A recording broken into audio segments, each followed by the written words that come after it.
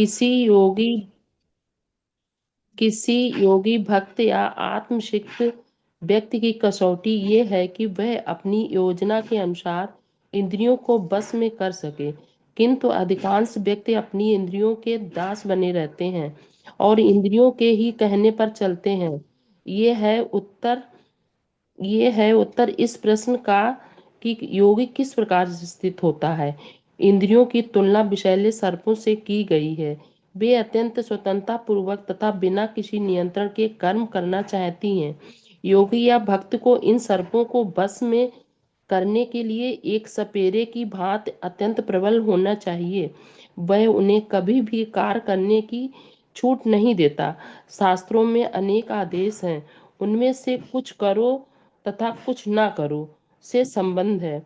जब तक कोई इन करो या ना करो का पालन नहीं कर पाता और इंद्रिय भोग पर संयम नहीं बरतता है, तब तक उनका कृष्ण भावनामृत में स्थिर हो पाना असंभव है।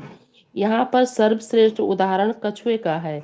वह किसी भी समय अपने अंग समेट सकता है और पुनः विशिष्ट उद्देश्यों से उन्हें प्रकट कर सकता है। इसी प्रकार कृष्ण भावना भावित व्यक्तियों की इंद्रियां भी केवल भगवान की विशिष्ट सेवाओं के लिए काम आती हैं, अन्यथा उनका संकोच संकोच कर लिया जाता है। अर्जुन को उपदेश दिया जा रहा है कि वह अपनी इंद्रियों को आत्मतुष्टि में न कर कर भगवान की सेवा में लगाएं। अपनी इंद्रियों को सदैव भगवान की सेवा में लगाए रखना कूर्म द्वारा प्रस्तुत दृष्टांत के अनुरूप है, जो अपने इंद्रियों को समेट रखता है। हरे कृष्ण। हरे कृष्णा। तो देखिए यहाँ पे भगवान बता रहे हैं कि जो व्यक्ति अपनी इंद्रियों को उनके विषय भोगों से खींच लेने के लिए उसी प्रकार योग होता है, जैसे यहाँ कछुए का एग्जाम्पल दिया जा रहा है कि कछुआ जब कोई भी खतरा देखता है तो क्या करता है, अपना सर और अपना पैर सब जो है खोल के अंदर खींच लेता है। तो अगर कोई कछुए से हम सीखना चाहे तो सीख सकता है कि अपनी इंद्रियों को किस प्रकार उसको नियंत्रण में रखना है। तो इस प्रकार का व्यक्ति क्या होता है, दिव्य ज्ञान में स्थिर हो जाता है। तो इंद्रियों की जो तुष्टि होती है उसके लिए उसके जो इंद्रियों के विषय है, तो इच्छित पदार्थों को आप पूर्ति करने के लिए प्रयास चाहे जितना करें, लेकिन इंद्रियां क्या है, संतुष्ट कभी होती है किसी व्यक्ति की? कभी नहीं होती है। वो उसी तरह से कार्य होता है कि जैसे कोई आग जल रही हो और उसमें आप घी की आहुति डाल दो और फिर सोचो कि इसको हम घी से बुझा दें, तो वो बुझेगी नहीं। जैसे आप एक साथ घी डालोगे तो लौ थोड़ी देर के लिए कम हो जाती है, लेकिन वो बुझती नहीं है। फिर वो उसके बाद इतनी तेज भड़कती है अग्नि, तो क्या होता है, आग उसको बुझा सकती है? नहीं बुझा सकती, वो क्या भड़का देती है उसको। तो इसीलिए इसमें तात्पर्य में बताया है कि इच्छाएं क्या आदमी की कभी समाप्त नहीं होती हैं, और उनकी जितनी आप तुष्टि करोगे, जैसे आंखों को अच्छा देखने के लिए चाहिए, आप अच्छे से अच्छा देखते रहो लेकिन कभी संतुष्ट नहीं होंगी, सुंदरता के प्रति आकर्षित होंगी। इसी तरह जीवा को अच्छे से अच्छा खाना आप चाहे जितना खिलाते रहो, लेकिन आप उसको कभी संतुष्ट नहीं कर सकते। तो इसी प्रकार आप अगर ये सोचे कि हम उनकी इच्छा पूर्ति करके उनको संतुष्ट कर दें, तो वो कभी संतुष्ट नहीं हो सकती। तो भागवतम में बताया गया है, एक श्लोक है, 9वें स्कंद का 19वें अध्याय का 14वां श्लोक। न जातु कामा कामना भोगे न सम्यति हविषा कृष्ण वमेव भूव एवाभिवर्धते। तो इसका मतलब ये है कि जैसे आग में घी डालने से वो शांत नहीं होती, आग की लपटें और भड़कती हैं, इस प्रकार इंद्रियों की तुष्ट करने से वो शांत नहीं होती। अब इसको आप एग्जाम्पल कैसे दे सकते हैं, जैसे किसी को शरीर में खुजली की बीमारी हो जाए, खाज की, तो क्या होता है, उसको इच्छा करती है हर वक्त जब खुजली होगी तो उसको खुजलाए। लेकिन क्या होता है, खुजलाने से खुजली जाती है? नहीं जाती है। खुजलाएगा जितना वो खुजलाएगा, थोड़ी देर के लिए राहत मिलेगी, लेकिन उसके बाद उसकी इतनी ज्यादा खुजली बढ़ेगी, उसको मन करता है कि उसको खूब तेज खुजलाता रहे, फिर वो कंघी लेके खुजलाएगा। कोई चीज मिलेगी नुकीली, उससे खुजलाएगा, जब तक खुजलाएगा जब तक खाल में से खून ना निकलने लगे। तो उससे क्या है कि आप खुजला तो रहे हो, तो उससे उसकी खुजली नहीं बंद होगी। लेकिन अगर उस खुजली को जो शुरुआत में हो रही है, अगर आप थोड़ी देर बर्दाश्त कर लें और आप उसको बर्दाश्त जैसे ही करते जाएंगे, वो धीरे धीरे राहत पा जाएंगे आप, धीरे धीरे खुजली कम हो जाएगी। तो यही चीज हमारी इच्छाओं, विषय वासनाओं पे भी लागू होती है कि हम उसकी पूर्ति करने का प्रयास कर रहे हैं, लगे हैं उसकी पूर्ति करने में। तो क्या है, ये मृग तसला की तरह दौड़ना हो गया ना पूरे जीवन भर। लेकिन जब भगवान से हम अपना संबंध स्थापित कर लेते हैं, और जो हमको अलौकिक सुख उनकी सेवा करने में, उनकी भक्ति करने में जब हम लग जाते हैं, तो हमारी इंद्रियां धीरे धीरे धीरे, मन और इंद्रियां शांत होने लगती हैं। और हमारा मन फिर इधर उधर नहीं भागेगा कि मॉल चले जाए, मूवी देख ले, ये कर ले। जैसे आप हर संडे अगर मंदिर जाते हो, तो हर संडे को, जैसे ही संडे आने वाला होगा, आपका मन तैयार हो जाएगा कि हमको कहीं नहीं जाना है, हमको सीधे मंदिर जाना है, भगवान की सेवा करनी है। तो इसीलिए जो बुद्धिमान व्यक्ति होता है, वो क्या होता है, इंद्रियों और मन का स्वामी बन जाता है। तो यही यहाँ पे एग्जाम्पल जो दिया है कछुए का, कि जिस प्रकार कछुआ संकट के समय अपने सारे अंगों को खोल के अंदर कर लेता है, और फिर जब खतरा समाप्त होता है तब वो बाहर निकलता है और धीरे धीरे आगे बढ़ जाता है। इसी तरह क्या करना है हमको, अपने मन और इंद्रियों पे नियंत्रण करना है। अब जैसे एक आधुनिक युग का एग्जाम्पल देख लेते हैं। मान लीजिए आप लैपटॉप पे या मोबाइल पे कोई इंपॉर्टेंट वर्क कर रहे हैं, बैंक से संबंधित या अपना जॉब से संबंधित। तो क्या होता है, बीच बीच में क्या होता है, नोटिफिकेशन आने लगते हैं। कहीं इधर से आ रहा है, कहीं फेसबुक से आ रहा है, कहीं व्हाट्सएप से आ रहा है। तो क्या होता है, अब आदमी देखे कि ये नोटिफिकेशन अगर खोल के देखना शुरू कर दे कि क्या मैसेज आया, किसने किया, तो आपका काम तो एक तरफ हो जाएगा। आप उसको भूल जाओगे कि हम कर क्या रहे थे, और फिर आप उसी में लग जाओगे। किसी ने लाइक किया, किसने शेयर किया, किसने मैसेज किया। तो क्या करना है, नोटिफिकेशन या तो ब्लॉक कर दो, या फिर उसको देखना बंद करो, तब आप अपना काम कर पाओगे। तो कछुए का एग्जाम्पल दे सकते हैं, या नेट का, उसका इंटरनेट का देख सकते हैं। फिर वही चीज है कि जैसे हमारे सामने कोई स्वादिष्ट खाना आ रहा है, या बहुत अच्छी डिजाइन का ज्वेलरी दिख गई, कोई अच्छी सी साड़ी दिख गई, तो क्या होता है कि थोड़ी देर के लिए लगता है, मन में लालच आता है कि लो ले ले, हम भी इसको ले ले, या हम भी इसको खरीद लें। लेकिन अगर उसको उस वक्त आपने अपने आप को कंट्रोल कर लिया, तो फिर वो धीरे धीरे वो मन के विषय से हट जाता है। तो 3 पॉइंट इसमें क्या है, पहली चीज जो हमारे इंद्रिय विषय है, रूप, स्पर्श, गंध, ये सब जितनी चीजें हैं, शब्द है, तो इनसे हमें क्या करना है, वासनाओं से छुटकारा प्राप्त करने के लिए एकाग्रता करनी है, मतलब स्थित। इसी तरह के व्यक्ति को क्या बोलते हैं, स्थित प्रज्ञ लगता है। तो इसमें हम ये सीख सकते हैं कि इच्छाओं का गुलाम बनने के बजाय आप उन्हें अपनी इच्छा शक्ति के द्वारा क्या कर सकते हैं, नियंत्रित कर सकते हैं। हरे कृष्ण। अब आगे 59 नंबर। 59 कौन पढ़ेगा? हरे कृष्णा प्रभु जी। जी पढ़िए माता जी। विषया बिन वर्तते निराहारस्य देहिना रसवर्जनम रसा अपि अस्य परम दृष्टा निर्वर्तते।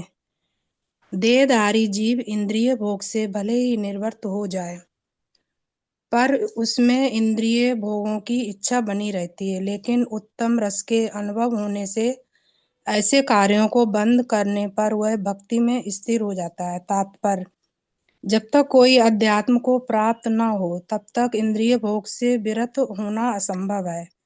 विधि विधानों द्वारा इंद्रिय भोग को संयमित करने की विधि वैसी ही है जैसे किसी रोगी के किसी भोज्य पदार्थ खाने पर प्रतिबंध लगाना, किंतु इससे रोगी की ना तो भोजन के प्रति रुचि समाप्त होती है, ना वह ऐसा प्रतिबंध लगाया जाना चाहता है।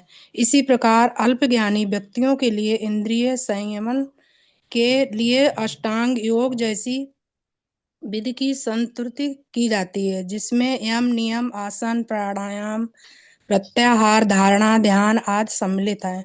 किंतु जिसने कृष्ण भावनामृत के पथ पर प्रगति के क्रम में परमेश्वर कृष्ण के सौंदर्य का रसास्वादन कर लिया है, उसे जड़ भौतिक वस्तुओं में कोई रुचि नहीं रह जाती। अतः आध्यात्मिक जीवन में ये सारे प्रतिबंध अल्पज्ञानी नवदीक्षितों के लिए है। ऐसे प्रतिबंध तभी तक ठीक है जब तक कृष्ण भावनामृत में रुचि जागृत नहीं हो जाती, और जब वास्तव में रुचि जग जाती है तो मनुष्य में स्वतः ऐसी वस्तुओं के प्रति अरुचि उत्पन्न हो जाती है। हरे कृष्णा प्रभु जी।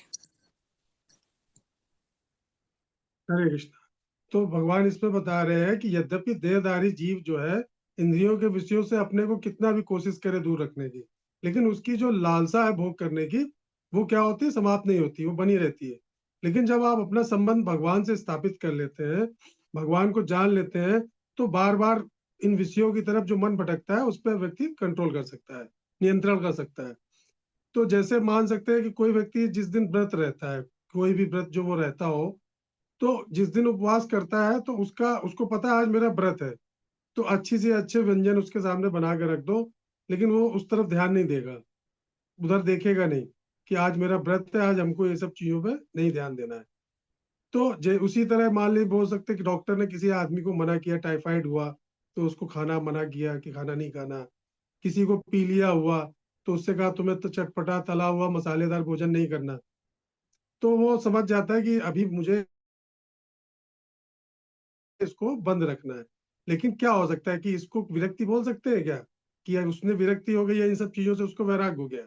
नहीं हुआ ना, क्योंकि जिस दिन उसका व्रत खत्म होगा और जिस दिन वो ठीक हो जाएगा, तो फिर से उन्हीं तरफ भागेगा, उन्हीं सब चीजों की तरफ। तो मन में बीज उसके जो कामनाओं के हैं, खाने के पीने के, उस सब चीजों के, तो वो समाप्त नहीं हो जाते हैं ना। 2 दिन व्रत करने से उसका रोग समाप्त हो जाएगा, लेकिन जब पुनः जागृत हो जाती है कामनाएं, तो वो फिर से वही सब करने लगता है, फिर वही भागेगा। तो हमको देखना है कि इनकी जड़ क्या होती है। तो भगवान के आनंद, भगवान की समान आनंद सुख प्राप्त करना आत्मा की एक प्रगति होती है। क्योंकि आत्मा क्या है, सच्चिदानंद भगवान जो स्वरूप है उनके हम लोग अणु अंश है। तो जब अणु अंश है तो हमको भी उनकी भांति आनंद प्राप्त करने की इच्छा बनी रहती है। उसकी खोज में हम जीवन भर क्या होता है, ढूंढते हैं आनंद कहाँ से मिल सकता है, हमको खुशी कहाँ से मिल सकती है। तो साधक क्या करता है, बलपूर्वक कुछ समय के लिए तो रोक सकता है इंद्रियों को, कि विषय भोगों से दूर रख सकता है। लेकिन इस तरह का जो संयम होता है ना, ये क्या होता है, परमानेंट नहीं होता है, अस्थायी होता है। क्योंकि जब कामनाएं बहुत ज्यादा प्रबल हो जाएंगी ना, उनका समन नहीं कर पाओगे, तो क्या होगा, प्रबल होगी तो वो जैसे स्प्रिंग को आप दबा के रखो अंगूठे से, तो वो तब तक दबी रहेगी जब तक आप दबाए हो। और जैसे ही आप अंगूठा हटाओगे स्प्रिंग के ऊपर से, तो दुगनी ऊपर ऊंचाई तक वो उछलेगी ऊपर तक। तो वही चीज हम लोग अपनी कामनाओं पे सोचे कि अरे हमें ये नहीं खाना, ये मैं छोड़ दूंगा, ये मैं व्रत लेता हूँ आज के बाद ये नहीं खाऊंगा, तो ये पॉसिबल नहीं है जब तक आप भगवान की भक्ति में नहीं लगते हो, भगवान का आश्रय नहीं लेते हो। और उससे जो तुमको आनंद, यानी आप लोगों को जो उससे आनंद प्रेम रस प्राप्त होगा दिव्य, तो जब उस दिव्य प्रेम की जो व्यक्ति अनुभूति कर लेता है, जिसको प्राप्त करने के लिए आत्मा कई जन्मों से भटक रही है, तो वो उसको प्राप्त नहीं हो रहा है, तो फिर शरीर पर शरीर धारण करके हम लोग आ रहे हैं। तो इसी में जो रसम होवायम लब्धवा आनंदी भवति, 33वें उपनिषद का ये श्लोक है 2.7 का, कि भगवान क्या है, सच्चित आनंद है। और जब आत्मा भगवान को पा लेती है तो वो क्या होती है, आनंदमय हो जाती है। और मनुष्यों में स्वाभाविक रूप से संसारिक विषय भोगों के प्रति क्या होती है, विरक्ति, वैराग्य उत्पन्न हो जाता है। भगवत भक्ति से जो ये प्राप्त वैराग होता है, ये क्या होता है, स्थायी होता है, परमानेंट और अविचल होता है, ये फिर खत्म नहीं होता। तो भगवत गीता में मतलब कमन दमन करने के स्थान पे भगवान कह रहे हैं कि तुम दमन करने से शांत नहीं हो सकते, तुमको इसको क्या करना है, इसको दूसरी तरफ दिशा इसकी बदलनी है। यानी भक्ति परम सत्ता के प्रति अगर दिव्य प्रेम आप स्थापित कर लेते हो, तो आपके अंदर क्या होता है, एक प्रेम स्थापित होने के बाद उसका जो आनंद आएगा, उसके आगे सांसारिक आनंद आपको तुच्छ लगेंगे। तो वही जैसे एग्जाम्पल हमने बताया कि कोई व्रत रहता है या बीमार है, जैसे उसका जॉइंटिस ठीक हुआ फिर से वो खाने लगा। एक तोते का एग्जाम्पल भी यहाँ दिया जा रहा था तात्पर्य में, कि जैसे पिंजरे में तोता बंद है, तो क्या होगा, वो आजाद हो जाएगा, उड़ जाएगा। तो आजाद हो गया, उड़ गया, लेकिन क्या अगर उसको फिर से जैसे पहले पकड़ा गया था वैसे ही दाने डाल दिए जाए, जाल बिछा दिया जाए, तो अगर वो लापरवाह, सबक नहीं लिया उसने पहली बार जब पकड़ा गया था, तो क्या होगा, फिर से पकड़ जाएगा। और फिर दोबारा जरूरी नहीं कि वो आजाद हो जाए पिंजरे से। तो रामकृष्ण परमहंस का एक दृष्टांत था कि एक बच्चा अगर कोई आइसक्रीम के लिए रो रहा है, क्योंकि उसका गला खराब है, बुखार है, उसको खांसी है, तो आप उसके हाथ से आइसक्रीम छीन लेते हो, तो वो क्या करेगा, जोर जोर से चिल्लाएगा, रोएगा, अपनी मांग मंगवाने का प्रयास करेगा।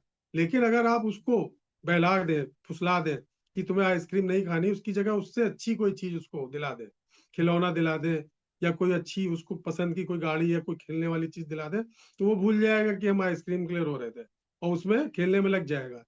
तो वही चीज इसमें भी है कि इंद्रियों को हम अगर गलत दिशा में ले जा रहे हैं, उसको हम सही डायरेक्शन में मोड़ दें, यानी भगवान की तरफ मोड़ दे अगर उसको, तो उधर से जो हमको खुशी प्राप्त होगी, उसके सामने सांसारिक खुशियां छीन हो जाएंगी।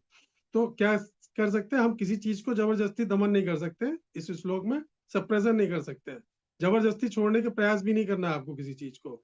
फिर दूसरा, मन को परमात्मा की भक्ति या उच्च लक्ष्य में लगाना, तो वो क्या होगा, हमें स्थायी वैराग्य देगा। फिर हायर टेस्ट, यानी अगर जीवन में आपको कोई हायर टेस्ट लग जाए, यानी भगवान का प्रेम प्राप्त हो जाए या उसमें आनंद आने लगे, तो क्या होगा, उससे फिर आपको सांसारिक सुख जो है, उनसे प्राप्त होने वाला जो आनंद है, वो बहुत क्षणिक लगेगा, क्षीण लगेगा। हरे कृष्ण। 60 नंबर।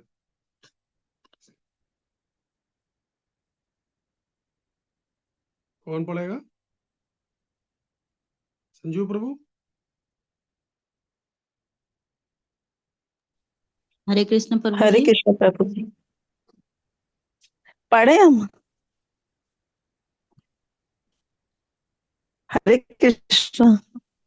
पढ़ लीजिए आप। जी पढ़िए। यत तो हापि कौन्तेय पुरुषस्य विपश्चिता इंद्रियाणि प्रमाथिनी हरन्ति प्रसभा मना।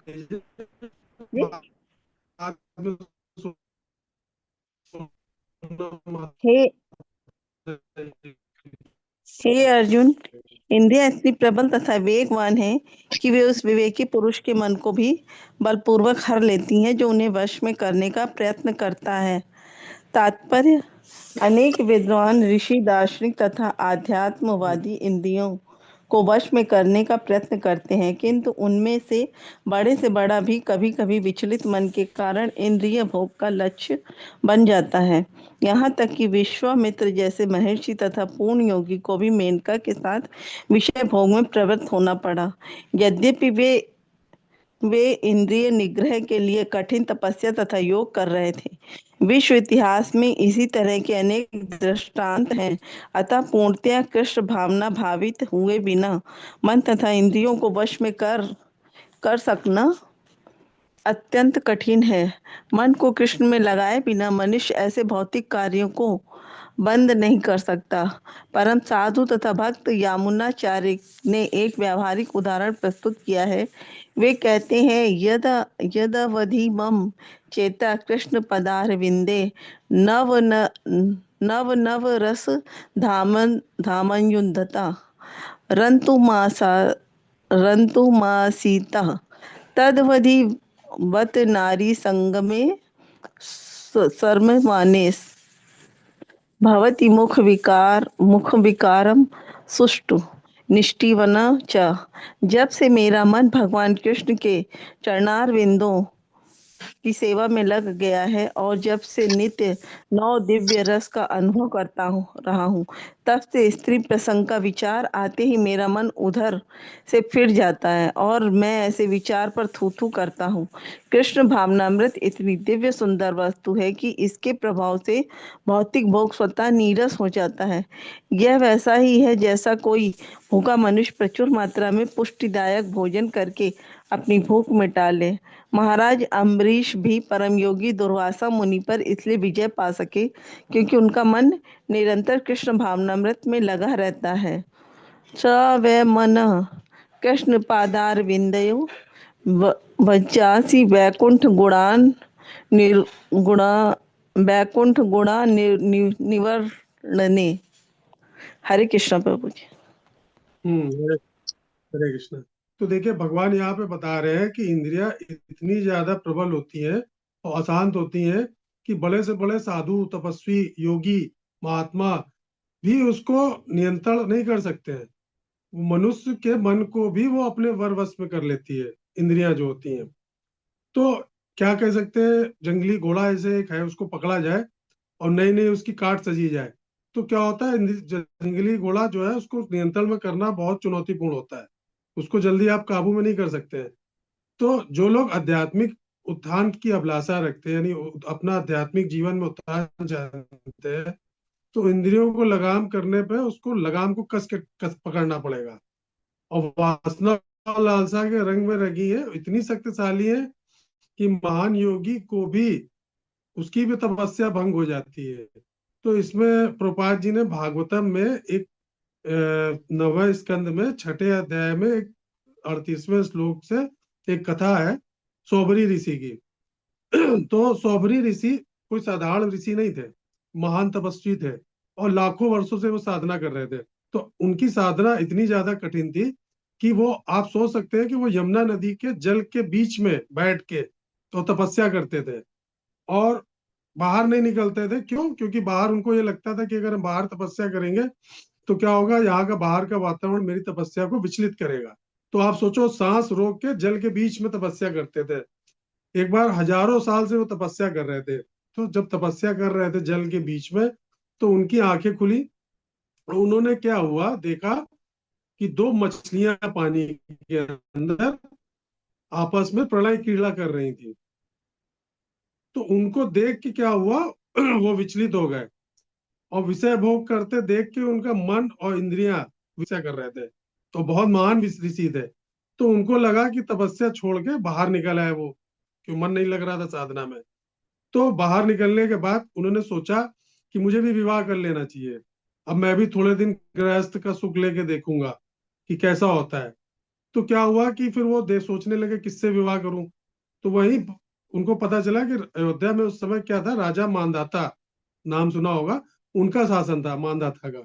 तो मानधाता उस समय बहुत बड़े राजा थे, और उनकी सारी जो पुत्रियां थी वो ऐश्वर्यवान थी, मतलब सुंदर थी बहुत ज्यादा। तो उन्होंने सोचा कि चलो मैं राजा से अपनी बात रखता हूँ, और वो अयोध्या गए। तो अयोध्या जब गए तो वहां पे उन्होंने राजा के पास जाके कहा कि मैं आपकी पुत्री से विवाह करना चाहता हूँ। तो राजा ने उनको देखा ऊपर से नीचे तक, तो बिल्कुल शरीर जो उनका जीर्ण शीर्ण था, लंबी लंबी दाढ़ी और पैरों तक लटकती जटाएं, सफेद बाल, हड्डियों का ढांचा दिख रहे थे वो, क्योंकि हजारों साल से तप कर रहे थे। तो मेरा बड़ा आश्चर्य पड़ गया कि ये बताओ, इतने साल तपस्या करने के बाद इतने महान संत और मेरी पुत्री से विवाह करना चाहते हैं। लेकिन उन्होंने सोचा कि अगर मैं इनको मना करूंगा तो क्या होगा, इतने शक्तिशाली है, मुझे श्राप देके कुछ भी कर सकते हैं, हमारा राज्य खत्म हो सकता है, या हम लोग को कुछ भी बना सकते हैं, क्योंकि इतने बड़े तपस्वी हैं ये। तो उसने कहा कि महर्षि, मुझे आपका प्रस्ताव स्वीकार है। तो मेरी 50 पुत्रियां हैं, तो आप देख लो, अगर कोई मेरी पुत्री आपसे विवाह करने के लिए हाँ कर देगी तो मैं आपका विवाह उस पुत्री से कर दूंगा।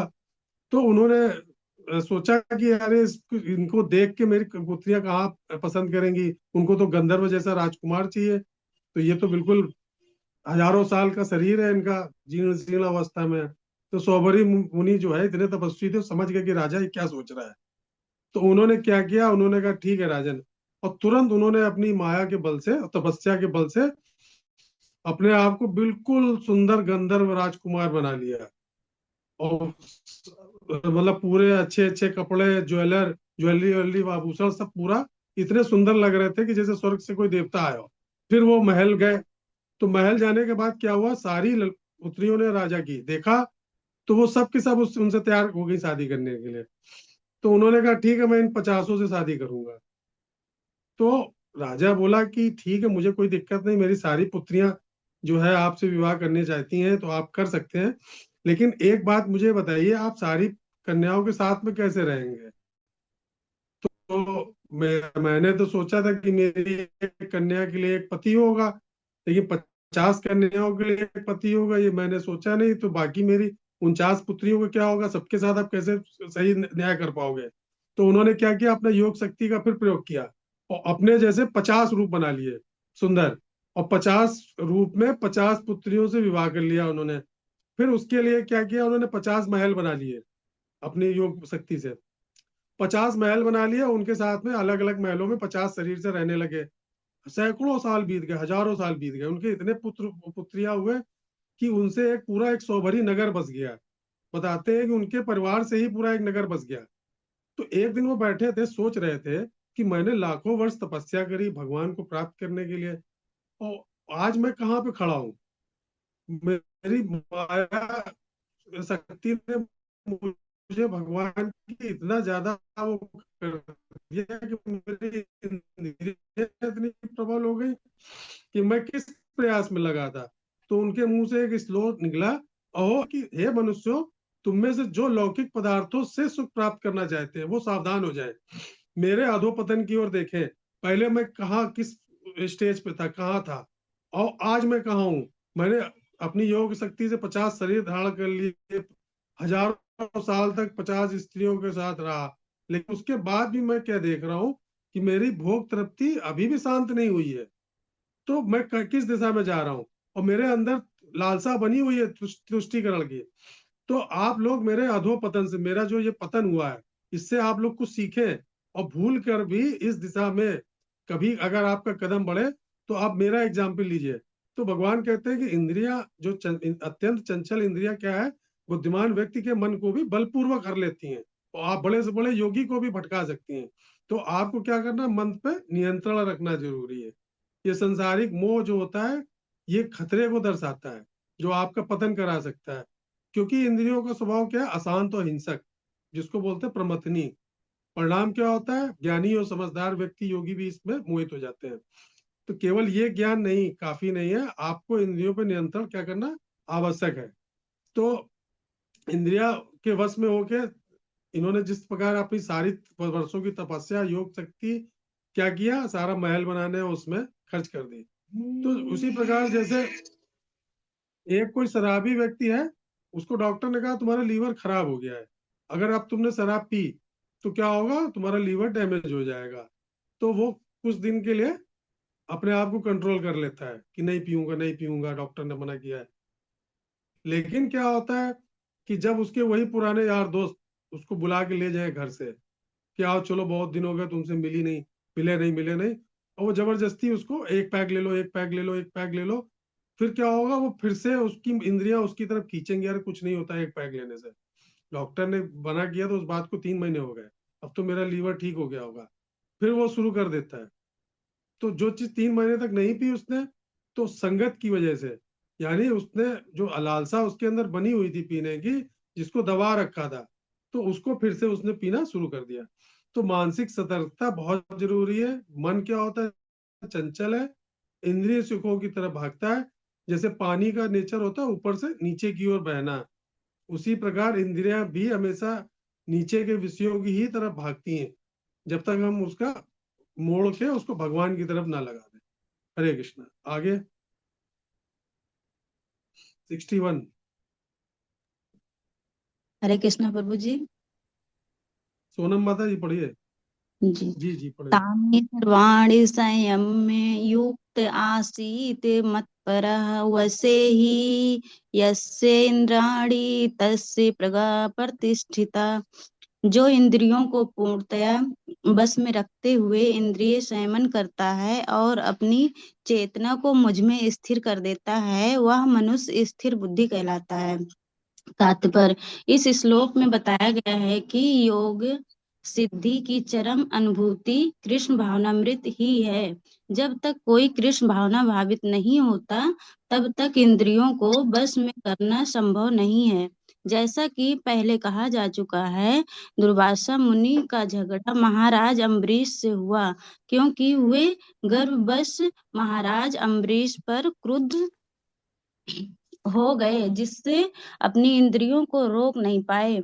दूसरी ओर यद्यपि राजा मुनि के समान योगी न था, किंतु वह कृष्ण का भक्त था और उसने मुनि के सारे अन्याय सह लिए, जिससे वह विजयी हुआ।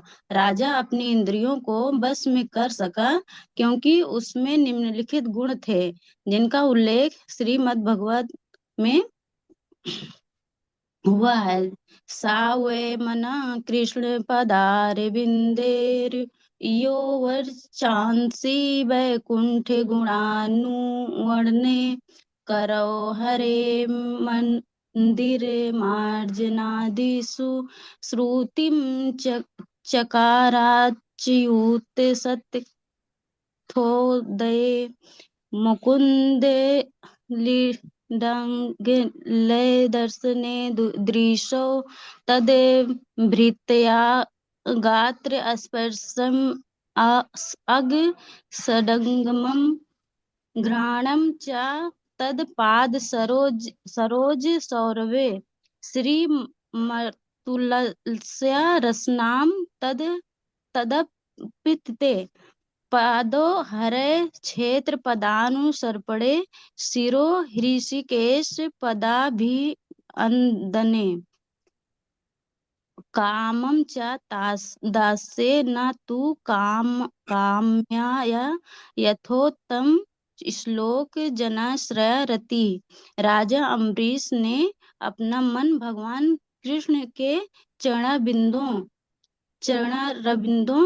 पर स्थिर कर दिया। अपनी बाणी भगवान के धाम की चर्चा करने में लगा दी। अपने कानों को भगवान की लीलाओं के सुनने में, अपने हाथों को भगवान का मंदिर साफ करने में, अपनी आंखों को भगवान का स्वरूप देखने में, अपने शरीर को भक्त के शरीर का स्पर्श करने में, अपनी नाक को भगवान के चरणार बिंदुओं पर भेंट किए गए फूलों की गंध सूंघने में, अपनी जीभ को उन्हें अर्पित तुलसी दलों का आस्वाद करने में, अपने पांवों को जहां जहां भगवान के मंदिर हैं उन स्थानों की यात्रा करने में, अपने सिर को भगवान को नमस्कार करने में तथा अपनी इच्छाओं को भगवान की इच्छाओं को पूरा करने में लगा दिया। और इन गुणों के कारण वे भगवान के मत पर भक्त बनने के योग्य हो गए। इस प्रसंग में मत पर शब्द अत्यंत सार्थक है। कोई मत पर किस तरह हो सकता है, इसका वर्णन महाराज अम्बरीश के जीवन में बताया गया है। मत पर परंपरा के महान विद्वान तथा आचार्य श्रील बलदेव विद्याभूषण का कहना है, मदद मदति प्रभावेन सर्वे इंद्रिया विजय पूर्विका स्वात्म दृष्टि लेभिति भावा। इंद्रियों को केवल कृष्ण की भक्ति के बल से बस में किया जा सकता है। कभी कभी अग्नि का भी उदाहरण दिया जाता है। जिस प्रकार जलती हुई अग्नि कमरे के भीतर की सारी वस्तुएं जला देती है, उसी प्रकार योगी के हृदय में स्थित भगवान विष्णु सारे मलों को जला देते हैं। योग सूत्र भी विष्णु का ध्यान आवश्यक बताता है, शून्य का नहीं। तथा कथित योगी जो विष्णु पद को छोड़कर अन्य किसी वस्तु का ध्यान धरते हैं, वे केवल मृग मरीचिकाओं की खोज में वृथा ही अपना समय गंवाते हैं। हमें कृष्ण भावना भावित होना चाहिए, भगवान के प्रति अनुरक्त होना चाहिए। असली योग का यही उद्देश्य है। हरे कृष्ण प्रभु जी। जी हरे कृष्ण। देखिए भगवान यहाँ पे इस्तेमाल कर रहे हैं शब्द क्या, मतपरा। मतपरा का मतलब होता है क्या, मुझमें। तो भगवान यहाँ पे बोल रहे हैं कि जो मनुष्य अपनी सारी इंद्रियों को अपने कंट्रोल में करके और उसको मुझ में यानी भगवान में स्थापित कर देता है, उसकी क्या होती है, बुद्धि स्थिर होती है। तो क्या करना है हमको, इंद्रियों को जबरदस्ती दबाने की बजाय भगवान की सेवा में लगाकर ही नियंत्रित किया जा सकता है। तो भागवतम में महाराजा अम्बरीश की कहानी है इसमें दी हुई है। तो अम्बरीश जो थे एक बहुत महान सम्राट थे और भगवान के बहुत बड़े भक्त थे। जितनी एकादशी की महात्म सुनने को मिलते हैं ना, एकादशी का व्रत के, तो वो सारे जुड़े होते हैं महाराजा अम्बरीश की कथा से। तो राजा अम्बरीश क्या करते थे, उनके पास नौकर चाकर थे बहुत सारे, लेकिन उन्होंने किसी को भगवान के मंदिर में प्रवेश नहीं करने दिया। भगवान के सुबह उठ के भगवान के लिए पानी भर के लाना नदी से, फिर उसके बाद भगवान का मंदिर पूरा साफ करना अपने हाथों से, झाड़ू लगाना, फिर उसके बाद पूरा पोछे से मार्जन करना, फिर भगवान का श्रृंगार करना, फिर उसके बाद आरती करना, फिर अपनी आंखों से भगवान के सुंदर स्वरूप को निहारना, फिर उसके बाद भगवान को सुंदर सुंदर इत्र है, सुगंध है, फूल है, तुलसी दल अर्पण करना, कपूर, इन सब चीजों से अपनी, तो वो सारी इंद्रियों को पूरी तरह से भगवान की सेवा में लगाए थे। पैरों से भगवान की मंदिर की परिक्रमा करना उनकी सेवा के लिए।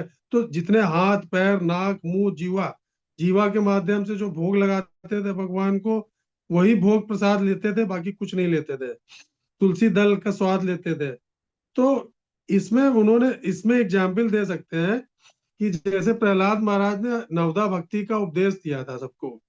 तो नवदा भक्ति में बताया था उन्होंने, श्रवणम कीर्तनम स्मरणम विष्णु स्मरणम पाद सेदनम अर्चनम वंदनम दास्यम साक्यम, और अपने आप को भगवान को समर्पित करना है। तो इसका एक एग्जाम्पल अगर हम लोग देखें कि जो नवदा भक्ति के सारे गुण थे किसमें, महाराजा अम्बरीश में। क्योंकि उन्होंने, अच्छा ऐसा नहीं है कि वो सेवा में लगे रहते थे तो राजपाट नहीं चलता था उनका, उनका राजपाट बहुत अच्छे से चलता था। क्योंकि भगवान कहते हैं जो मेरी सेवा में लगा होता है उसके राज्य का, उसके सारे कर्मों का योगक्षेम वहन मैं करता हूँ। तो अम्बरीश का पूरा राज्य भगवान की कृपा से, कोई दुश्मन आग नहीं था उनका, कोई आक्रमण करने वाला नहीं था, सीमाएं पूरी तरह सुरक्षित थी, उनके नगर में सभी लोग सुखी थे, किसी को किसी चीज की कमी नहीं थी, कोई अन्याय नहीं होता था, कोई अपराध नहीं होता था। तो जब आप भगवान की सेवा में अपने आप को पूरी तरह लीन कर देते हैं तो क्या होता है, भगवान उसकी देख रेख खुद करते हैं। अब ये यहाँ पे देखिए दुर्वासा ऋषि का शब्द आया है कि दुर्वासा ऋषि क्या था, उन्होंने अपराध किया महाराज अम्बरीश के प्रति। तो अपराध क्या था, वो अपराध ये था कि ये महाराज अम्बरीश जो है वो एकादशी का व्रत करते थे और द्वादशी को निर्धारित समय पे जल और तुलसी दल से अपना व्रत का पारण करते थे। एकादशी व्रत पे पारण करना बहुत जरूरी होता है, नहीं तो वो आपका व्रत भी पूर्ण नहीं माना जाएगा, अपराध होगा। तो दुर्वासा ऋषि, एक बार नारद जी अम्बरीश महाराज की बहुत तारीफ कर रहे थे, तो दुर्वासा ऋषि को अच्छा नहीं लगा कि इतना महान कोई हो सकता है, मैं तो भगवान से डायरेक्ट मिलता हूँ, मैं किसी भी वैकुंठ चला जाता हूँ, मैं वहां चला जाता हूँ, मुझे कोई मतलब मना नहीं करता, मैं सबके दर्शन साक्षात कर लेता हूँ, तो वो महान कैसे हो सकता है, आप उसकी इतनी तारीफ क्यों कर रहे हैं, तो मैं परीक्षा लूंगा। तो वो क्या हुआ कि द्वादशी को जैसे ही उनके पारण का समय था वो आ गए उनके महल में। तो उन्होंने स्वागत सत्कार किया दुर्वासा जी का और उनसे कहा कि ठीक है आप विराजिए, और मैं बस पारण करने जा का समय हो रहा है, मैं पारण करता हूँ। तो उन्होंने कहा नहीं राजन, मैं आ रहा हूँ स्नान करके, और जब तक मैं ना आ जाऊं तुम पारण ना करना, मैं स्नान करके आऊंगा उसके बाद ही तुम, क्योंकि उसका एक सम्मान होता है ना, ऋषि आया कोई तो आप उसके बिना ऑफर किए उसको आप कैसे कुछ खा सकते हो। तो वो स्नान करने गए, वो जानबूझ के देर कर दी उन्होंने वहां, कि मैं देखता हूँ कि ये अपना व्रत तोड़ता है कि एकादशी की निष्ठा है, कि ये साधु संतों के प्रति निष्ठा, ये मुझसे डरता है कि नहीं, क्योंकि दुर्वासा मुनि से सभी डरते थे। तो उन्होंने क्या किया कि दुर्वासा ऋषि को देर हो रही थी, उधर पारण का समय निकल रहा था, तो अम्बरीश जी ने क्या किया कि भगवान का जो स्नान कराया था उनके चरणों का जल तुलसी दल पड़ा हुआ था, तो वो निर्जला रहते थे, तो उन्होंने कहा ठीक है मैं इससे अपना पारण कर लेता हूँ तुलसी दल से और भगवान के चरणामृत से। उन्होंने मुंह में डाला और दुर्वासा जी इंतजार कर रहे थे कि जैसे ये मुंह में डालेगा मैं आ जाऊंगा। जैसे उन्होंने मुंह में डाला वो तुरंत आ गए। तो उन्होंने क्या किया, गुस्सा गए, बहुत तेज क्रोध करने लगे कि तुम्हारे अंदर इतना भी नहीं है कि कोई महान ऋषि ऋषि आया तुम्हारे दरवाजे पे, मैंने सुबह से कुछ भी नहीं पाया और तुम मुझसे पहले कैसे पा सकते हो, जब तक मैं नहीं आ जाता, मैं बोल के गया था मैं आ रहा हूँ स्नान करके। तो उन्होंने सफाई देने की कोशिश की कि जो है, मैं जो है भगवान का सिर्फ मैंने चरणामृत तुलसी दल लिया है, मैंने कुछ नहीं खाया है। तो लेकिन वो, उन्होंने क्या किया, अपनी एक जटा तोड़ी, उसको जमीन में पटका, तो उससे एक राक्षसी पैदा हुई, कृतिका नाम था उसका, और वो आग से पूरी जल रही थी गुस्से में, और वो अम्बरीश को खाने के लिए दौड़ी, मारने के लिए। तो जैसे अम्बरीश को खाने के लिए दौड़ी, चूंकि अम्बरीश भगवान के भक्त थे और सुदर्शन चक्र उस राज्य की रक्षा करते थे, तो उन्होंने जैसे ही देखा कि कृतिका अम्बरीश को मारने आ रही है, तो सुदर्शन चक्र ने जाके उसको तुरंत मार दिया, कृतिका को, राक्षसी को। और फिर दुर्वासा ऋषि का वध करने के लिए उनके पीछे दौड़े सुदर्शन चक्र।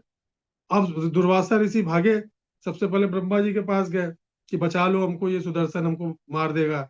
तो उन्होंने कहा कि आप शिव जी के पास जाओ, वो कुछ कर सकते हैं, वो उपाय बताएंगे।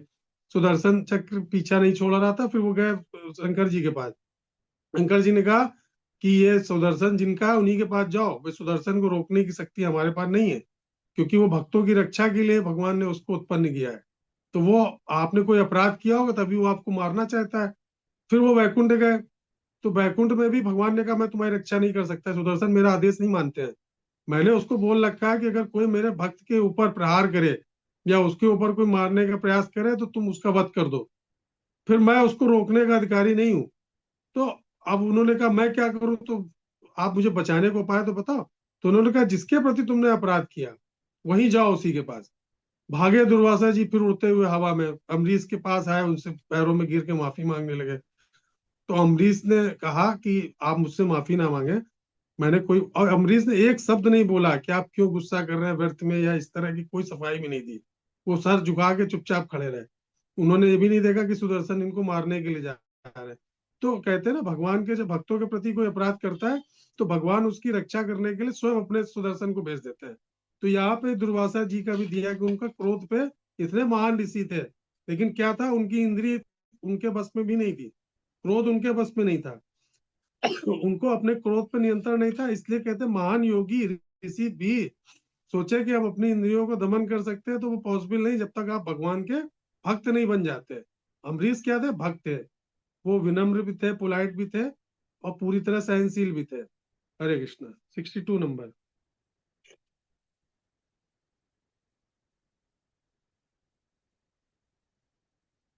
कौन पढ़ेगा? हरे कृष्ण प्रभु जी। जी पढ़िए। ध्यायता विषयान् पुंसा संगतेषु उपजायते संगात सज्जायते कामा कामात् क्रोध अभिजायते। इंद्रिय विषयों का चिंतन करते हुए मनुष्य की उनमें आसक्ति उत्पन्न हो जाती है और ऐसी आसक्ति के काम उत्पन्न होता है और फिर काम से क्रोध प्रकट होता है। तात्पर्य, जो मनुष्य कृष्ण भावना भावित नहीं है उसमें इंद्रिय विषयों के चिंतन से भौतिक इच्छाएं उत्पन्न होती हैं। इंद्रियों को किसी न किसी कार्य में लगे रहना चाहिए और यदि वे भगवान के दिव्य प्रेमा भक्ति में नहीं लगी रहेंगी तो वे निश्चय ही भौतिकवाद में लगना चाहेंगी। इस भौतिक जगत में हर प्राणी इंद्रिय विषयों के अधीन है, यहाँ तक कि ब्रह्मा तथा शिव जी भी। तो स्वर्ग के अन्य देवताओं के विषय में क्या कहा जा सकता है? इस संसार के जंजाल से निकलने का एकमात्र उपाय कृष्ण भावना भावित होना। शिव ध्यान मग्न थे, किंतु जब पार्वती के विषय भोग के लिए उन्हें उत्तेजित किया तो वे सहमत हो गए, जिसके फलस्वरूप कार्तिकेय का जन्म हुआ। इसी प्रकार तरुण भगवत भक्त हरिदास ठाकुर को माया देवी के अवतार ने मोहित करने का प्रयास किया, किंतु विशुद्ध कृष्ण भक्ति के कारण वे इस कसौटी में खरे उतरे। जैसा कि यमुनाचार्य के उपयुक्त श्लोक में बताया जा चुका है, भगवान का एक निष्ठ भक्त भगवान की संगति के आध्यात्मिक सुख का आस्वादन करने के कारण समस्त भौतिक इंद्रिय सुख को त्याग देता है। अतः जो कृष्ण भावना भावित नहीं है वह कृत्रिम दमन के द्वारा अपनी इंद्रियों को वश में करने में कितना ही शक्तिशाली क्यों न हो, अंत में अवश्य असफल होगा, क्योंकि विषय सुख का रंच मात्र विचार भी उसे इंद्रिय तृप्ति के लिए उत्तेजित कर देगा। हरे कृष्ण प्रभु। हरे कृष्णा। देखिए तात्पर्य में देखिए, अभी हरदास ठाकुर का नाम आया है। हम लोगों ने पिछले क्लास में देखिए कथा सुनी थी ना हरदास ठाकुर की, कि किस प्रकार माया का रूप धर के वेश्या गई थी उनके पास मोहित करने के लिए। लेकिन वो कृष्ण भक्त में इतने ज्यादा दृढ़ थे कि उन्होंने अपनी इंद्रियों को समय ही नहीं दिया सोचने के लिए, इन सब चीजों के लिए। तो वही चीज भगवान बता रहे हैं कि जो इंद्रियों का विषय चिंतन करता है मनुष्य, उसमें आसक्त हो जाता है, तो क्या होगा, उसकी आसक्ति उसको कामना की तरफ ले जाएगी, और उससे क्या होता है, फिर क्रोध उत्पन्न होता है। अगर कामना किसी की पूर्ण ना हो तो वो व्यक्ति क्या करता है, क्रोध करता है। तो क्रोध, लालच, वासना, ये सब क्या है, मानसिक रोग है। इनको वैदिक ग्रंथों में क्या गया है, मानसी रोग। तो रामचरित मानस में एक दुआ है, मानस रोग कछुक में गाई, है सब के लखी बिरलह पाई। यानी हम सब शरीर के रोगों से भली बात अवगत होते हैं, केवल शारीरिक रोग में इतनी शक्ति होती है कि वो पूरे दिन को कहीं अगर दर्द हो तो वो आपके शरीर को कष्टदायक बना देता है। किसी के सर में दर्द हो तो जब तक वो दर्द जाएगा नहीं, उसका मन उसका कहीं नहीं लगेगा, उससे सर में ही जाएगा उसके। तो हम ये नहीं जानते कि हम निरंतर बहुसंख्यक मानसिक रोगों से ग्रस्त है। हमारे मानसिक विकार इतने ज्यादा हैं कि हमको पता ही नहीं चलता। ये वासना, क्रोध, लालच, लोभ, ये सब क्या है, मानसिक रोग होते हैं। लेकिन हम उसको स्वीकार नहीं करते हैं कि हम मानसिक रोगी हैं। तो उनका निदान करने का प्रयास भी नहीं करते हैं। तो मनोविज्ञान जो है मानव के मन मस्तिष्क को समझने की पद्धति है, जिसके उसके हिसाब से हम लोग उसके लक्षण देखते हैं और फिर उसके उपचार का प्रयास किया जाता है। इस पे बहुत सारे शोध चल रहे हैं। तो एक एग्जाम्पल हम देख सकते हैं कि एक क्लास में, जैसे कोएड स्कूल होते हैं, तो एक क्लास में बहुत सारे लड़के लड़कियां पढ़ते हैं। तो आपस में उनकी क्या है, फ्रेंडशिप है खाली, और कुछ नहीं है। सब आपस में बातचीत करते हैं, निष्कपट भाव से करते हैं, किसी के अंदर कोई ऐसा भावना नहीं है। लेकिन उन्हीं लड़के लड़कियों में एक लड़का जो है एक लड़की के ऊपर अट्रैक्ट हो जाता है और उसके बारे में सोचने लगता है कि ये मेरी गर्लफ्रेंड बन जाए तो मैं क्या बहुत खुश होगा, मुझे बहुत खुशी मिलेगी, ये बहुत अच्छी लगती है। हर समय उसके बारे में चिंतन करते रहे। तो क्या हुआ, उसका मन धीरे धीरे उसके प्रति आसक्त हो रहा है। तो अपने फ्रेंड्स को बताता है कि ये क्लास में जो ये लड़की पढ़ती है, ये मुझे बहुत अच्छी लगती है और हमें उससे प्यार हो गया है। तो इसी वजह से उसका पढ़ाई में मन नहीं लग रहा, किसी चीज में मन नहीं लग रहा, क्योंकि बार बार वो उसका चेहरा उसकी आंखों के सामने आ जाते हैं। तो उसके दोस्त कहते हैं, अरे हम लोग भी तो तुम्हारे साथ रहते हैं, हम लोगों ने कभी उसको उस नजर से नहीं देखा, वो लड़की भी तुमको नहीं देखती उस नजर से, हम लोग सब लोग उससे मिलते हैं, लेकिन तुम इतने पागल कैसे हो गए कि उसके चक्कर में तुमने पढ़ाई छोड़ दी, रातों की नींद खराब कर दी, ना तुम पढ़ाई पे ध्यान दे रहे हो, रिजल्ट भी तुम्हारा खराब आ रहा है। लेकिन वो लड़का बार बार उसको माइंड से निकालना चाहता है। उसको ये लगता है कि लड़की हमको प्राप्त हो जाए, तो उसके प्रति बहुत ज्यादा अट्रैक्ट है। तो ये क्या है, एक तरह की आसक्ति है। ये आपको लगेगा कि इस पे कोई किसी तरह का निष्कपट है, क्योंकि समस्या ये है कि मोह से क्या कामना उत्पन्न होती है। लेकिन अगर वो उसको नहीं मिलेगी तो क्या होगा, फिर क्रोध उत्पन्न होगा, फिर वो उसके अगेंस्ट जाने लगेगा। जैसे कोई चेन स्मोकर हो, तो अगर उसको दिन भर सिगरेट पीता हो, एक दिन के लिए उसको कहीं ऑफिस में बैठना पड़ जाए जहां पे उसको सिगरेट अलाउड नहीं है, या ऐसी जगह बैठना पड़ जाए, तो उसका मन बार बार उसको बाहर की तरफ लेके भागेगा कि यहाँ से निकलो, चलो सिगरेट पी के आते हैं। तो क्या होता है, आसक्ति क्या करती है, कामना की ओर ले जाती है। फिर जब कामना उत्पन्न हो जाएगी तो फिर क्या होगा, दो समस्याएं उससे और उत्पन्न होती है, क्या, लोभ और क्रोध। फिर कामनाओं को पूर्ण करने से लोभ उत्पन्न हो जाएगा कि इसको मुझे प्राप्त करना है, और अगर वो नहीं हमको प्राप्त हुई तो क्या होगा, क्रोध उत्पन्न हो जाएगा। तो हम क्या कर रहे हैं, कामनाओं की तुष्टि करने का प्रयास कर रहे हैं, और उसको लोभ, और लोभ से फिर क्रोध की ओर ले जा रहे हैं। लेकिन इनको पूर्ण करने से ये खत्म नहीं होती है। जैसे कोई मनुष्य संसार के सभी प्रकार के धन संपदा ऐश्वर्य और इंद्रिय भोग सब प्राप्त भी कर ले, लेकिन उसकी कामना कभी समाप्त नहीं होती। तो आदमी व्यक्ति के दुखों का जो कारण है, उसको इसको असली जड़ मानते हुए कामनाओं को बुद्धिमान व्यक्ति क्या करता है, कामनाओं को त्याग करता है। तो कामनाओं की पूर्ति जब नहीं होती है और व्यक्ति क्रोध करता है, तो क्रोध जो है क्या होता है, उसके सर्वनाश कर देता है व्यक्ति का। फिर वो क्रोध में ये भी नहीं देखता कि इसमें मेरा अहित हो रहा है कि क्या होता है, तो उसको धीरे धीरे धीरे उसको पतन की ओर ले जाता है। तो इसका हम एग्जाम्पल देख सकते हैं। एक कथा है, इसमें आप लोगों ने सुना हो शायद, अब यही हम लोग कथा करके भी समाप्त करेंगे। हम आपको राजा भरत की कथा सुनाते हैं आसक्ति के विषय में। देखिए, अपने भारत में 3 भरत हुए हैं। एक तो राम के भाई भरत हुए, दूसरे भरत हुए जो राजा भरत थे, दुष्यंत तो शकुंतला के पुत्र थे, जिनके नाम पे अपने देश का नाम भारत पड़ा। तीसरे भरत थे जो इनके पुत्र थे, क्या नाम है, नहीं याद आ रहा। तो वो राजा भरत की कथा है यहाँ पे। तो उनका क्या था कि उनके पास पूरे संसार का राज्य था, मतलब सम्राट थे, चक्रवर्ती सम्राट थे वो। सब कुछ सुख ऐश्वर्य उन्होंने भोग लिया। एक दिन नारद मुनि आए उनके पास। तो नारद मुनि ने उनसे कहा कि राजन, तुमने जितने संसार के सुख देखे थे वो देख चुके हो तुम, अब तुम भगवत भक्ति की तरफ जाओ, वानप्रस्थ आश्रम ग्रहण करो, और वानप्रस्थ जाके तुम भगवान की प्राप्ति के लिए वहां पे तपस्या करो। तो उन्होंने सारा राजपाट अपने पुत्रों को सौंप दिया। ऋषभ देव के पुत्र थे, याद आया, राजा ऋषभ देव के सबसे छोटे पुत्र थे ये भरत। इनका भी नाम है भागवत में। तो फिर वो चले गए वन में, वहां कुटिया बनाई नदी के किनारे, और वहां पे तपस्या करने लगे।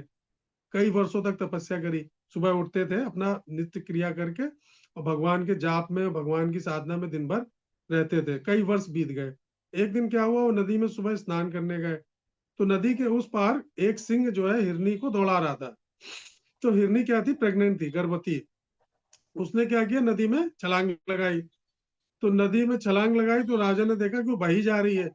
तो राजा ने भरत ने क्या किया, उनको बचा के किनारे ले आए। तो जब किनारे ले आए तो उसने एक बच्चे को जन्म दिया हिरनी ने, और वो इतना डरी हुई थी कि जन्म देते ही उसने शरीर छोड़ दिया, मर गई वो। तो अब वो उसको जंगल में छोड़ना नहीं चाहते थे भरत। उन्होंने कहा तो अभी माँ मर गई है इसकी, इसको दूध कौन पिलाएगा, ये तो सिंह आके खा जाएगा, कोई भी जानवर इसको खा जाएगा। तो उनको उससे क्या हुआ, एक तरह का मोह उत्पन्न हुआ। वो उसको ले आए। उन्होंने कहा ठीक है, ये तो जीव है, अपना घास चरेगा, इसको घास डाल देंगे और फिर धीरे धीरे ये पलता रहेगा, जब बड़ा हो जाएगा मैं इसको वन में छोड़ दूंगा। ये सोच के उसको ले आए। अब वो धीरे धीरे बड़ा होने लगा, उसको घास खिलाते थे, दूध पिलाते थे, उसको देख रेख करते थे, धीरे धीरे बड़ा हो गया। तो जब ये तप करते थे तो वो आके इनके पास जीभ से चाटने लगता था, इनकी गोदी में बैठ जाता था। क्यों? उसने इन्हीं को माँ के रूप में देखा था, तो वो इनको अपनी माँ समझता था कि ये मेरी माँ है। उनको भी धीरे धीरे उससे लगाव हो गया हिरन के बच्चे से। तो क्या हुआ, एक दिन, काफी दिन बीत गए, बड़ा हो गया बच्चा। एक दिन वो अचानक आश्रम से गायब हो गया, लापता हो गया।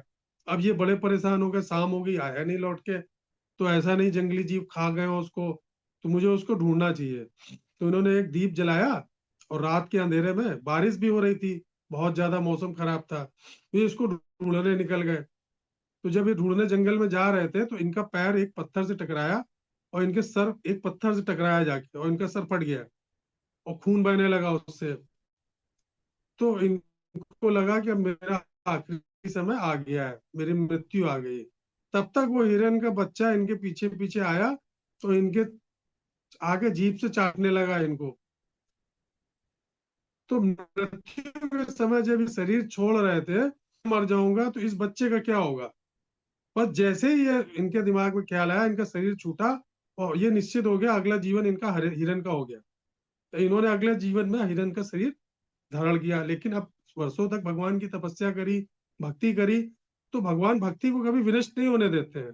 भगवान क्या करते हैं, उनको पूर्व जन्म का ज्ञान प्रदान कर देते हैं कि तुम पूर्व जन्म में राजा थे, तुम्हें हिरन से प्रेम हुआ, इस वजह से तुमको हिरन का शरीर प्राप्त हुआ, क्योंकि मृत्यु के समय तुमने हिरन को देखा और हिरन के बारे में सोचा, इसलिए शरीर तुमको वही दिया गया प्रकृति के द्वारा। तो अब वो बिल्कुल सतर्क रहते थे, उपवास करते थे, कुछ नहीं खाते थे, जहां यज्ञ हो रहा वहीं बैठते थे, क्योंकि उनको हिरन का शरीर जल्दी छोड़ना था। तो उपवास कर करके धीरे धीरे उन्होंने अपना हिरन का शरीर छोड़ दिया।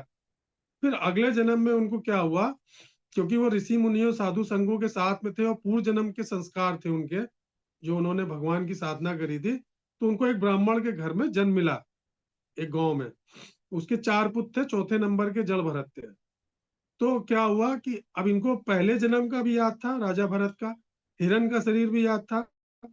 तो इन्होंने सोचा इस बार मैं ऐसी कोई गलती नहीं करूंगा कि मैं अपना मन इस संसार में लगाऊं जिससे मुझे फिर से शरीर प्राप्त करना पड़े। तो मैं इस बार हर हालत में भगवान के धाम जाऊंगा।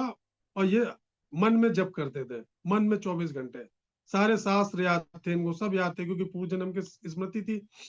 तो क्या हुआ कि ये घर में मूर्ख बन के रहते थे, गूंगा और बहरा, जितना बोला जाए इशारे से उतना काम कर देते थे, किसी को ये नहीं जानने दिया कि मैं बोल सकता हूँ, चुप रहते थे। तो ये सोचे कि ये तो मूर्ख है, उन्होंने शास्त्र पढ़ाने की भी कोशिश की कि कुछ कर जाएगा, पंडिताई कर लेगा, लेकिन कुछ सीखना ही नहीं चाहते थे उसको। उनको गायत्री मंत्र सिखाने में उनके पिताजी ने 6 महीने लगा दिए, लेकिन क्या हुआ, वो नहीं सिखा पाए। तो उन्होंने कहा ये इसका नाम जड़ है, ये जड़ है मतलब मूर्ख बुद्धि है, तो इसका नाम रख दिया उस जन्म में भरत, जल भरत। तो फिर क्या हुआ, इनके पिता के मरने के बाद अब भाभियां थी घर में, तो उन्होंने कहा ये तो निठल्ला खाएगा, इतना हैवी शरीर है इसका, भारी भरकम, कि 20-20 रोटी खा जाता है ये, तो मैं इसको बैठाल के तो नहीं खिलाऊंगी, तो इसको कुछ काम बताओ। तो इनके भाइयों ने कहा कि इसको खेत पे रखवाली के लिए खड़ा कर देते हैं, तो ये चिड़िया उड़ाएगा वहां, जानवरों को नहीं घुसने देगा। तो इसको वहां खड़ा कर दिया गया जल भरत को, कि तुम यहाँ खड़े रहो, जब गुलेल होती है उससे फेंक फेंक के पत्थर मारो तो चिड़िया उड़ जाए।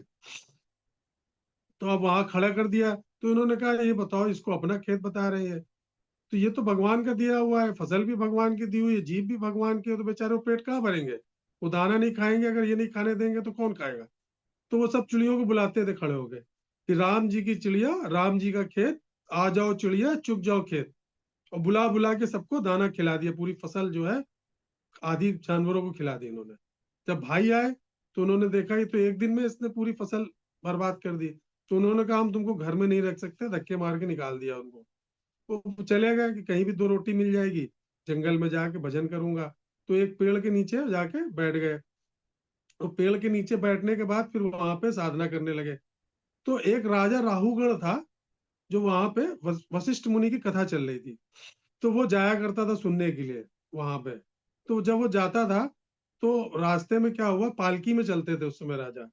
तो पालकी लेके चल रहे थे, तो एक कहार के पैर में क्या हुआ, चोट लग गई, घाव हो गया, कुछ नुकीली चीज। तो वो बैठ गया वहां नीचे। तो इन्होंने कहा कि पालकी से चलेगी, 4 लोग तो चाहिए। तो उन्होंने कहा कि जाओ किसी हट्टे कट्टे आदमी को पकड़ के लाओ। तो जब तीनों लोग गए पालकी वाले कहार, तो उन्होंने देखा कि बैठा पेड़ के नीचे और गुनगुना रहा है, अपना भगवान के भजन गा रहा है धीरे धीरे। तो उन्होंने कहा इसको पकड़ लो, ये हट्टा कट्टा है, मजबूत आदमी है, ये उठा लेगा पालकी को। तो उनसे मना नहीं किया, उनसे कहा चलो तुम्हें खाना देंगे, तुम चलो पालकी उठवाओ चल के। तो उन्होंने कहा ठीक है, राजा बुला रहे हैं, तो जब राजा बुला रहे हैं तो मना भी नहीं कर सकते। तो उन्होंने कहा ठीक है चलो पालकी उठा लेता हूँ। अब पालकी में बैठा लिया। अब थोड़ी थोड़ी देर में पालकी कभी ऐसे हो, कभी ऐसे हो, कभी राजा इधर लुढ़के कभी उधर लुढ़के। क्यों? क्योंकि वो नीचे देख रहे थे चींटी जा रही है, कहीं चीटा जा रहा है, तो वो उसको लांग जाते थे कि पैर ना पड़ जाए, किसी जीव की हत्या ना हो जाए। तो जब वो उछलते थे तो पालकी भी उछल जाती थी, उससे राजा भी इधर उधर लुढ़क जाता था। तो क्या हुआ कि उससे पालकी डिसबैलेंस हो रही थी। राजा ने कहा नीचे उतारो पालकी। फिर नीचे उतारा तो उनसे कहा कि कौन हिला रहा है पालकी, मैं 2 बार गिरते गिरते बचा। तो उन्होंने कहा कि ये जो नया लड़का लेके आए मुस्टंडा, ये जो है क्या कर रहा है, उछल रहा है बार बार पालकी लेके। तो राजा उसको फटकारने लगे जल भरत को कि मैं तुम्हें इतने कोड़े मरवाऊंगा और इतना खट्टा हो शरीर से, और तुमसे एक पालकी नहीं संभल रही है, तुम काम नहीं करना चाहते हो, तुम नहीं जानते तुम राजा के साथ कैसा व्यवहार कर रहे हो, मैं तुम्हें मृत्युदंड तक दे सकता हूँ। खूब बातें सुनाते रहे कि तुम धरती पे बोझ हो, यहाँ तक कह दिया कि तुम्हारे जैसे लोग धरती पे बोझ हैं, और तुम्हें ये नहीं पता कि मैं कहाँ का राजा हूँ। तो पहले तो वो सुनते रहे। फिर उन्होंने कहा कि राजा कथा सुनने जा जरूर रहा है, सत्संग करने इतने दिनों से, लेकिन इसने सीखा कुछ नहीं।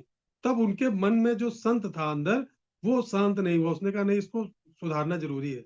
तब उन्होंने पहली बार बोला, जल भरत ने 2 श्लोक बोले। पहले श्लोक का मतलब ये था कि हे राजन, तुम ये जानते हो कि इस जन्म में तुम राजा हो, मैं पिछले जन्म में क्या था ये तुम नहीं जानते हो सकता है पिछले जन्म में मैं तुमसे भी बड़ा राजा रहा हूं, लेकिन ये नहीं बताया कि मैं राजा भरत था।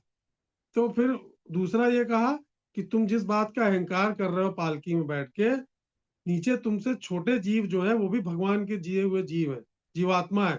तो तुम चाहते हो कि मैं अपना जीवन व्यर्थ कर दूं इनकी हत्या करके तुम्हारी पालकी के लिए? तो मैं इन जीवों को पहले देखूंगा, क्योंकि वो भी जीवात्मा है, तुम भी जीवात्मा। जो आत्मा भगवान का अंश तुम्हारे अंदर है वो इन जीवों के अंदर भी है।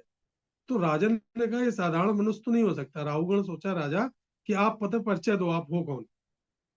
वो पैरों में गिर पड़ा उनके कि ये कोई महान आदमी इस तरह की बात नहीं कर सकता। तो अब उन्होंने उनको अपने दोनों जन्मों की कथा बताई राहुगण को कि मैं राजा भरत था, फिर उसके बाद मुझे हिरण का शरीर प्राप्त हुआ, मैं जल भरत बना। तो तुम जिस बात का गर्व कर रहे हो अपने राजा होने का, तो उसका अहंकार ना करो। अगला जीवन तुमको किस योनि में ले जाए, इसके लिए मैंने तुमको सचेत किया, तभी मैंने तुमसे बोला, नहीं तो मुझे बोलने की जरूरत नहीं थी। तो ये बहुत अच्छी कथा है। तो देखिए, किसी जरा सी चीज की आसक्ति, जिसके लिए आपने संसार छोड़ दिया, महल छोड़ दिया, बीवी बच्चे छोड़ दिए, तपस्या करने के लिए गए, लेकिन आपने एक बच्चे को सहारा दिया, आपने तो अपनी नजर में अच्छा किया ना। लेकिन उससे आपको क्या हुआ, धीरे धीरे क्या हुआ, आसक्ति हो गई हिरण से। आसक्ति मोह, मोह से मोह में बदल गई। तो जब मोह में बदल गई जो आपकी आसक्ति थी, तो फिर उससे कामना उत्पन्न हुई कि ये सुरक्षित रहे, इसको कुछ हो ना, ये मेरे पास रहे, मुझे छोड़ के ना जाए। इस वजह से उनको मृत्यु प्राप्त हुई, और मृत्यु के समय हिरण को देखा, तो इसलिए उनको हिरण बनना पड़ा। तो यदि कोई चीज आपको अच्छी लगती है, आप उसके बराबर चिंतन करेंगे, और इसका चिंतन करते हुए अगर शरीर छोड़ते हैं, तो आप क्या हो, उसमें आसक्त हो जाएंगे, और लास्ट में आपके पतन का कारण हो जाएगा। हरे कृष्णा। तो आज समाप्त करते हैं, फिर नेक्स्ट लेंगे फिर अब 63 से। 62 तक हो गया आज। कोई प्रश्न हो किसी का तो पूछ सकते हैं।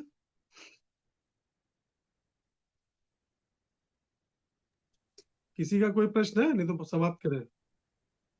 हरे कृष्ण बाबू। जी क्या है बताइए। जैसे हम लोग किसी भी टाइम मतलब नाम जप किसी भी भगवान का लेते रहते हैं, तो क्या वो सार्थक होता है? देखिए हम बताएं, अलग अलग युगों में अलग अलग नाम बताए गए हैं। सतयुग के लिए दिया गया था ओम नमो भगवते वासुदेवाय, ठीक है, ओम नमो नारायणाय। ये अलग अलग काल के लिए अलग अलग मंत्र दिए भगवान ने दिए शास्त्रों में।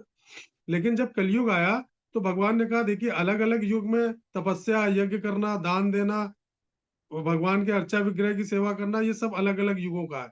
सतयुग का अलग, त्रेता का अलग, द्वापर का अलग। तो अब आ गया कलयुग। कलयुग में ना तो आदमी की उतनी ज्यादा बुद्धि रहेगी, ना उसकी मेमोरी रहेगी, ना इतना शुद्ध रह पाएगा वो कि वो शुद्धिकरण से उच्चारण के साथ में वेद मंत्र या भगवान का नाम ले सके। हर मंत्र को एक विशेष परिस्थिति में, एक विशेष स्थान पे शुद्धता के साथ में करना चाहिए। तब जब चैतन्य महाप्रभु आए अवतार लेके, भगवान कृष्ण जब राधा कृष्ण का मिलित स्वरूप थे, तो उन्होंने ये कहा कि कलयुग का जो इतना पतित व्यक्ति है उसका उद्धार ही नहीं होगा। वो तरह तरह की वो करता रहेगा, यज्ञ तपस्या, उसका कोई उसको फल नहीं मिलना। तो उन्होंने सबका निचोड़ बताया भागवतम में, हरे कृष्ण महामंत्र। तो हरे कृष्ण महामंत्र में जो राम के उपासक है उनके लिए सीताराम का उपयोग हुआ, और जो राधा कृष्ण की उपासना करना चाहते हैं तो वो हरे कृष्ण कर सकते हैं। देखिए, अगर आप जड़ में पानी डालोगे तो आपको अलग अलग पेड़ पौधों में डालने की जरूरत नहीं है। तो आप पहले तो समझो कि जो जड़ है वो क्या है। तो जड़ को आप पकड़ोगे तो फिर उस जड़ से सभी पत्तियों को अपने आप, अलग अलग देवी देवता अपने आप संतुष्ट हो जाते हैं। सबको हम लोगों को अलग अलग लेके चलने की जरूरत नहीं है। तो अगर आप सुप्रीम लॉर्ड को अगर आप खुश कर लेते हो, उनको उनसे प्रेम कर लेते हो, तो आप हरे कृष्ण महामंत्र की संस्तुति भगवान ने स्वयं करी है। कल की जो पुराण है उसमें भी इसकी संस्तुति है, कई उपनिषद में संस्तुति की गई है। तो इसीलिए हरे कृष्ण महामंत्र को इसमें पलट दिया गया है। पहले जो मंत्र था नहीं, वो हरे राम राम राम हरे हरे, हरे कृष्ण कृष्ण कृष्ण हरे हरे। तो चैतन्य महाप्रभु ने इसको इस तरह से कर दिया, हरे कृष्ण पहले कर दिया, ताकि इसको करने में कोई दोष ना लगे। आप किसी भी काल, किसी भी परिस्थिति, किसी भी समय, किसी भी शुद्धता ना करते हुए चलते फिरते हर समय जप कर सकते हो। अगर आप अपने जीवन में 3.5 करोड़ जप कर लेते हो तो भगवान खुद स्वयं बोल रहे हैं कि मैं इसको अपने धाम बुला लूंगा। तो आप टारगेट लेके चलो, मिनिमम 16 माला, मैक्सिमम 64, जितना आप कर सकते हो। अगर आप 64 माला करते हो तो 1 लाख जाप नाम जो है प्रतिदिन होता है। एक 64 माला 1 लाख नाम जप हो जाता है। तो 16 तो करनी ही करनी है कम से कम। तो प्रयास करिए कि 16 माला धीरे धीरे, कोई 4 कर रहा है, कोई 5 कर रहा है, उसको बढ़ाइए।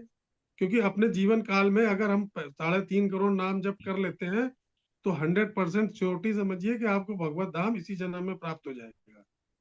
हरे कृष्णा। हरे कृष्ण। जी समाप्त कर दें फिर आज।